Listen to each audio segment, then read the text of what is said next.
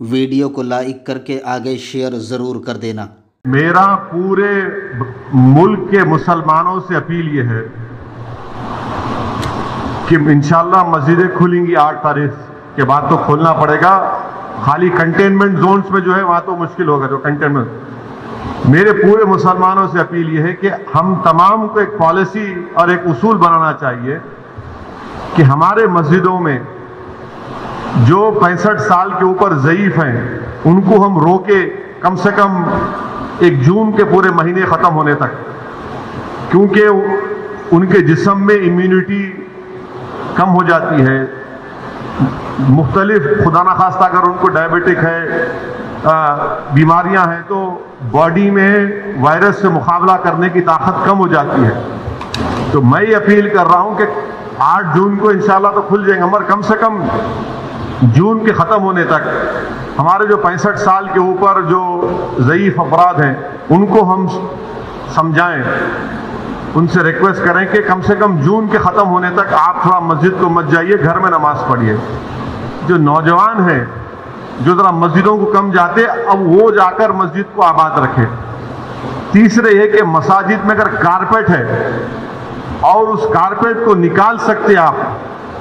تو فوراً نکال کر پتھر کے اوپر نماز پڑھنا چاہیے، کیونکہ کارپیٹ میں ایپیڈیمولوجسٹ اور جتنے ہیلتھ ایکسپرٹ سے ڈاکٹرز وہ بولتے ہیں کہ کارپیٹ میں بہت سے جراثیم جم جاتے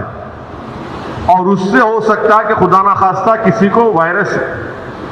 لگ سکتا۔ تو چوتھی بات کام ہم کو یہ کرنا چاہیے کہ مساجد میں بیت الخلاء اور وضو کا انتظام نہ رکھیں، کیونکہ وہ وضو کرتے کلی کرتے اور پھر آپ آ کے نماز پڑھتے تو لوگ گھر سے ہی اپنے وضو کر آئیں اور نماز جب پڑھیں گے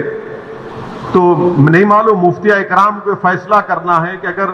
پوری دنیا میں جہاں جہاں مساجد کھولے گئے، چاہے وہ مسجد نبوی ہو، حرم شریف مکے میں ہو یا ٹرکی ہو یا دوسرے مقامات پر،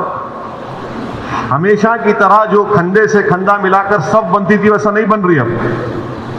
تو کیا مفتی اکرام یہ فیصلہ دے سکتے پورے ملک میں کہ بھائی جب 8 تاریخ سے